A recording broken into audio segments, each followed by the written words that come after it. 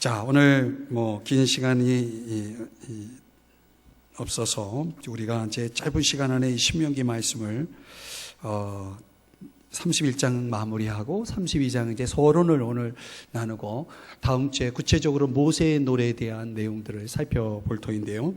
우리가 히브리 역사, 이스라엘 역사 가운데 아주 중대한 전환기를 맞는 그 이스라엘 백성들에게 주어진 아주 중요한 두 가지가 하나는 지도자요, 또 하나는 메시지였다라고 말씀드렸습니다. 이 두 가지는 엄밀한 의미에서 우리의 신앙을 결정하는 요소이기도 합니다. 어떤 지도자를 만나느냐, 또 어떤 메시지를 우리가 갖게 되느냐에 따라서 그들의 운명과 그들의 인생이 완전히 달라지게 됩니다. 이미 지도자에 관한 묵상을 전주에 마무리했기 때문에 오늘은 메시지에 대한 내용을 간략하게 생각하면서 31장을 일단 정리해 보려고 합니다. 첫 번째, 메시지의 특징은 기록된 말씀이라는 것입니다. 자, 24절에 보시면 모세가 이 율법의 말씀을 다 어떻게 했어요? 책에 써서. 자, 그러니까 모세가 제사장에 의해 필사된 신명기를 이렇게 마련해서 그걸 어디다 둡니까? 성경을 보시면 언약궤 곁에 두어 너희에게 증거가 되게 하라. 사실은 법궤 안에 두었다는 것입니다. 그러니까 말씀 율법을 언약궤 법궤 안에 넣어 두었다라고 하는 것은 그 말씀의 신성, 그 말씀의 권위, 말씀의 우선성을 강조하는 것입니다. 자, 그렇다면은 이것보다 더 우선하는 권위는 없는 것입니다. 오전에도 말씀드렸지만은 하나님의 말씀은 그 말씀을 주신 분의 권위가 들어있기 때문에 그 최고의 권위성을 가집니다. 그것보다 더 우선하는, 더 위에 있는 권위가 없다면 우리는 그 말씀에 전적으로 순종해야 됩니다. 아멘. 하나님의 뜻에 순종하는 것이 우리 삶에 있어서 더 중요한 일은 없는 것입니다. 그래서 그것이 너무나 중요하기 때문에 우리는 그 말씀을 아주 주의 깊게 살피기 위해서 시간을 떼어놓는 것이 중요한 것입니다. 그 말씀을 너무나 쉽게 가볍게 다루어서는 결코 안 되는 것입니다. 왜 기록해 두었겠습니까? 사실은 구전이라는 형태를 통해서도 얼마든지 전해질 수 있었지만 그것을 기록하라고 하신 이유는 적어도 그 기록된 말씀에 의해서 그 내용적인 전달이 더 정확하기를 원했던 것이죠.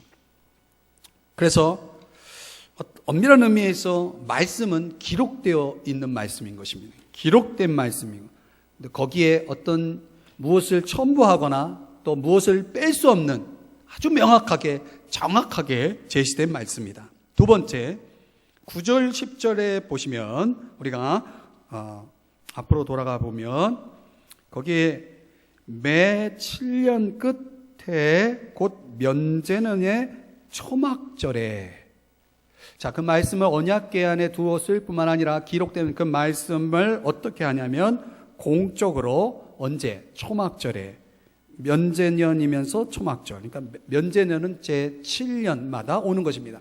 그 7년에 한 번 면제년에, 그러면서 초막절에 공적으로 뭐 하게 하냐면 낭독하게 했다는 것입니다. 그래서 이런 걸 가르쳐서 뭐라고 얘기하냐면 한번 따라 하실까요? 시각적 말씀. 왜 하필이면 이 말씀을 면제년에 읽게 했는가? 또 초막절에 읽게 했는가? 면제년의 의미는 뭐예요? 면제하는 년입니다. 오해하지 마세요. 면제하는 년입니다. 다른 사람들에게 일종의 자비를 베푸는 것입니다. 내가 누구에게 돈을 꿔줬어요? 7년째 되는 면제년에는 어떻게 돼요? 면제시켜야 됩니다. 어떤 채무적인 부분이나 어떤 관계적인 면에서 풀어줘야 됩니다. 자유케 해줘야 됩니다. 해방시켜줘야 됩니다. 이것은 일종의 공동체 안에서 다른 사람을 향해서 내가 취해야 할 책임성입니다. 책임을 강조합니다. 그런데 왜 또 초막절입니까? 초막절은 어떤 의미가 있습니까? 초막절은 어떤 절기죠? 이스라엘 백성들이 광야의 순례의 길을 다닐 때에 그 광야 속에서 부어주셨던 하나님의 은혜를 기억하는 절기입니다.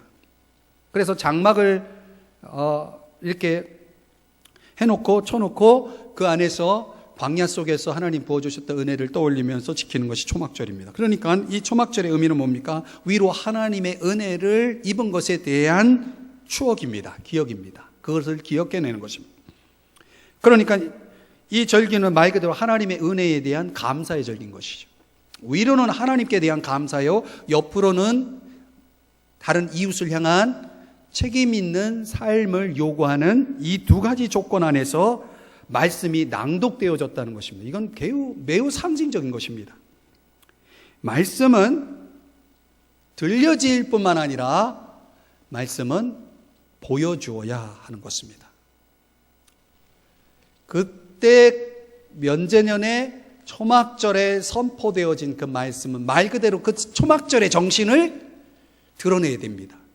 면제년의 그 명령의 의미를 그대로 드러내야 됩니다.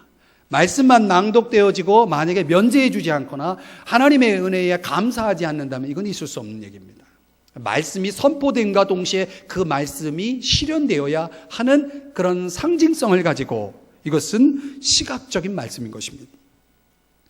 그런데 말씀이 보여지기 위해서는 절대적으로 필요한 게 있겠죠. 뭐가 필요할까요? 보여져야 되니까 보여줄 사람이 필요하겠죠. 이런 걸 가르쳐서 롤 모델이라고 하는 것입니다. 그러니까 하나님의 말씀은 하나님이 우리에게 말씀을 주실 때 기록된 말씀으로 주십니다. 또한 두 번째, 하나님 말씀을 어떻게 주십니까? 롤 모델을 통해서 주시는 겁니다.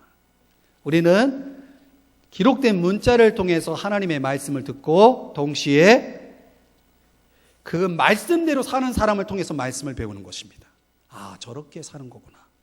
말씀대로 사는 건 저렇게 살아가는 것입니다. 우리가 이 말씀의 의미가 너무 어려워요. 이해하기가 쉽지 않아요. 그러나 말씀대로 사는 사람들을 보면 충분히 이해할 수 있어요. 아, 저런 의미구나. 한번 옆 사람에게 슬쩍 물어보세요. 당신이 혹시 롤 모델이십니까? 시작.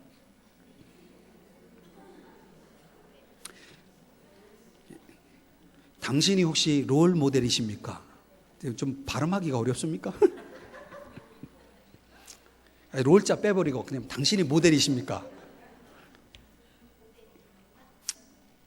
우리가 일상 속에서 성경을 들여다볼 수 있겠지만 성경을 실현시켜주는 그런 모델들을 보면 성경이 훨씬 쉬워집니다. 왜냐하면 그 모델은 말씀을 해석해 주는 사람이기 때문에 그렇습니다. 말씀의 의미를 해석해 줄 수 있는 사람. 일종의 걸어다니는 성경, 그런 성경이 필요한 것이죠. 저는 이 공동체 속에서 이런 역할을 하는 사람들이 매우 필요하다고 봅니다. 우리 사회가 요구하는, 이 시대가 요구하는 교회가 그런 교회가 아니겠습니까? 좀 보여줘 봐라 말이지. 너희들이 믿고 있는 그 말씀을 좀 보여줘 봐라. 그들은 말씀을 귀로 듣기를 원하지 않습니다. 그들은 말씀을 눈으로 보기를 원하는 것입니다.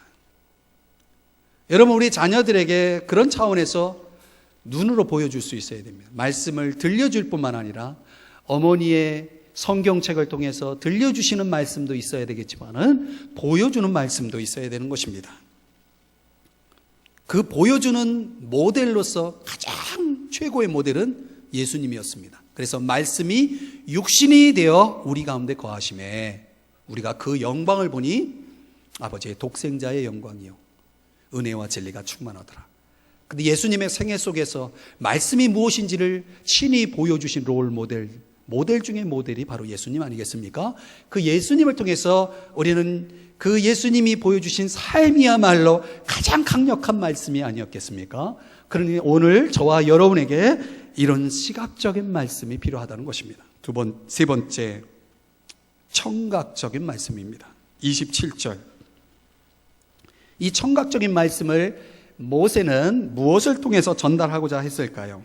자, 27절을 먼저 다시 한번 읽어보겠습니다. 27절입니다. 시작. 내가 너희의 반역함과 목이 고든 것을 아나니 오늘 내가 살아서 너희와 함께 있어도 너희가 여호와를 거역하였거든 하물며 내가 죽은 후에 이르랴. 너희 지파 모든 장로와, 제가 계속 읽어드립니다, 관리들을 내 앞에 모으라. 내가 이 말씀을 그들의 귀에 어떻게 해요? 들려주고 그들에게 하늘과 땅을 증거로 삼으리라. 그러니까 지금 초막절에 그것을 읽게 했습니다. 그럼 모세는 이 하나님의 말씀이야말로 이 이스라엘 민족을 하나님이 원하시는 민족으로 만들 수 있는 다른 도구가 없다는 사실을 너무나 잘 알았어요. 근데 모세의 눈으로 볼 때 이 백성이 분명히 하나님을 떠날 사람들이에요. 영적인 사람에게는 그런 게 이제 보일 수 있겠죠. 내가 지금까지 경험한 이스라엘 백성은 분명히 하나님 말씀을 떠날 사람이에요. 그래서 그들에게 들려줘야 되는데 성경을 봐야죠. 그죠? 그래서 모세가 성령의 감동을 통해서 제안한 청각적 말씀이 있었어요. 그게 뭐냐면 노래입니다. 말씀을 들을 수 없지만 노래는 들을 수 있을 것입니다. 일종의 문화입니다. 문화. 이 문화를 통해서 이스라엘 그 문화를 통해서 그런 전통적인 노래를 만들어주는 거죠. 너희들 평소에 이런 것들을 계속 불러라. 그런데 말씀을 보면은 참 졸립고 막 그런데 노래를 들을 때는 아주 그냥 정신이 바짝바짝 살아나잖아요. 안 그래요?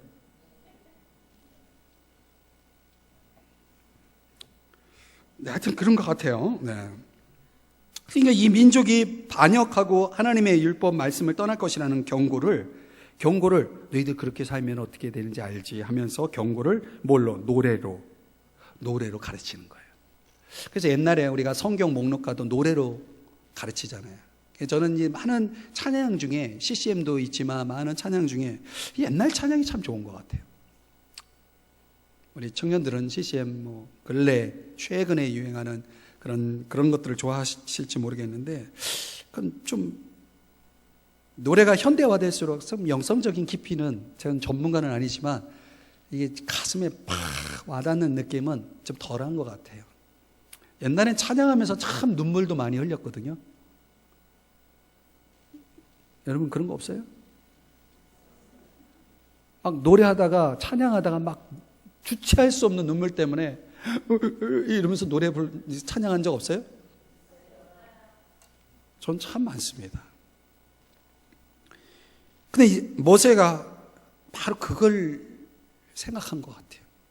노래를 들려주면서. 이 노래는 상당히 교육적인 노래죠. 교육적인 수단을 통해서 노래를 들려주는 것입니다. 근데 안타깝게도 그 노래는 슬픈 노래였어요. 왜? 너희들 이렇게 될 거지. 하나님 떠날 거지. 하나님 말씀 어길 거지. 이 노래를 부르면서 좀 깨달아라. 이런 노래예요. 그러니 여러분, 이건 주제 자체가 슬픈 거예요. 아주 교훈적이면서 책망적이면서 그들이 하나님 앞으로 다시 돌아와야 한다라고 하는 호소적인 노래였기 때문에 일종의 이것은 참으로 슬픈 주제를 다룬 노래라고 보는 것입니다. 신앙을 표현하는 데 있어서는 승리의 노래도 있고, 신뢰할 수 있도록 우리가 하나님의 그 신실하심을 신뢰할 수 있도록 자극하는 노래도 있고, 또는 하나님의 도우심을 호소하는 노래도 있습니다. 어떤 의미에서는 하나님의 구원에 감사하는 기쁨의 노래도 있죠. 그러나 오늘 모세가 백성들에게 가르치고자 했던 청각적 말씀, 이 노래는 슬픈 노래였습니다. 그러면 묻습니다. 여러분의 노래는 무엇입니까? 여러분을 통해서 불려질 수 있는 노래는 어떤 내용을 담는 노래입니까? 모세는 이 노래 속의 첫 번째 주제를 하나님의 성품이라는 주제로 들려주면서 1절에서 이렇게 선언하고 있습니다. 들을지어다. 한번 따라 하십시다. 들을지어다. 이 하나님이 세상을 만드시고 제일 먼저 하신 말씀이 뭐냐면 들어라, 이런 말씀이었습니다. 왜 그런 말씀하셨을까요? 인간들이 안 들을 것을 예상해서.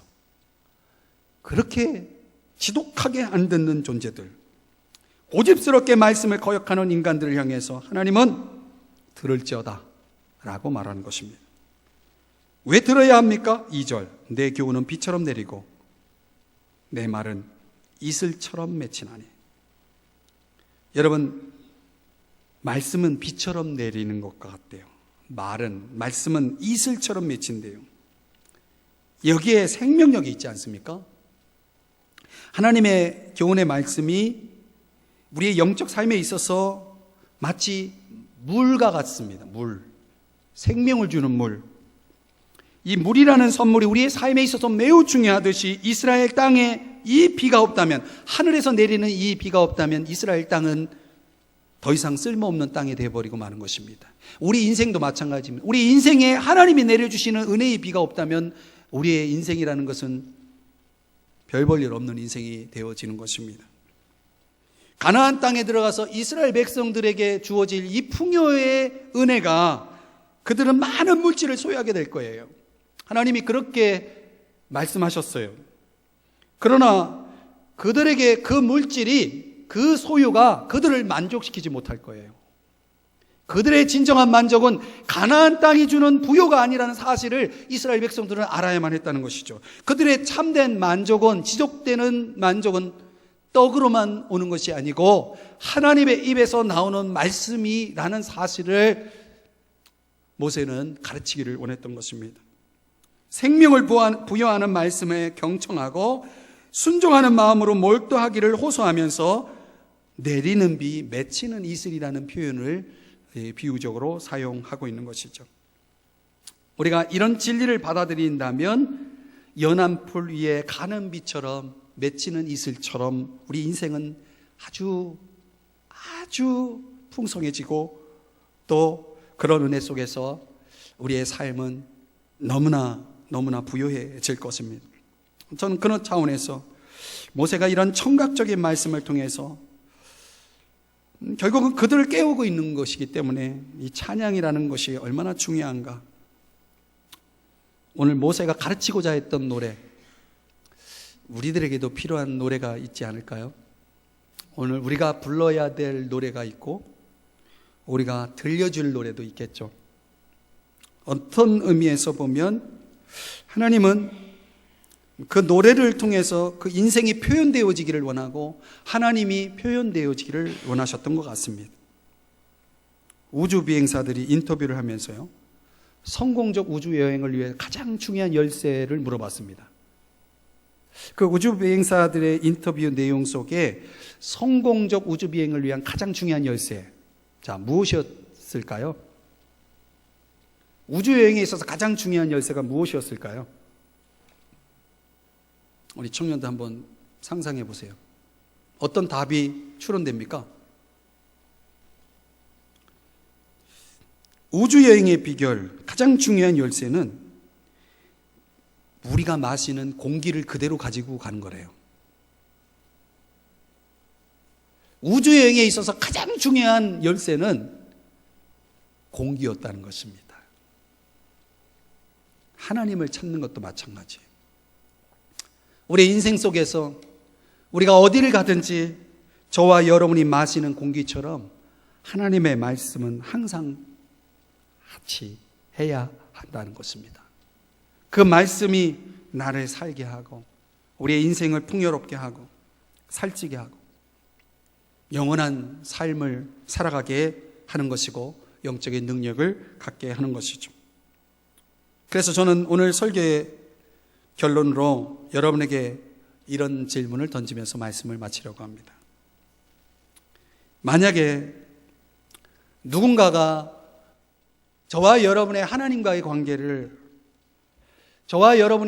관계를 맺는 것을, 그런 삶에 대한 노래를 지어준다면, 모세가 이스라엘 백성들의 삶을, 하나님과의 관계를 이 노래로 그들에게 교훈해 준 것처럼 누군가가 내 인생에 또 하나님과의 관계를 노래로 지어준다면 어떤 노래가 나오리라고 생각하십니까? 저는 어떤 사람은 슬픈 노래가 될 것이고 어떤 사람은 즐겁고 행복한 노래가 되지 않을까 라는 생각을 해보았습니다.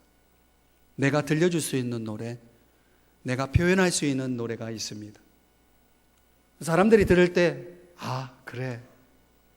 인생은 저래야 돼.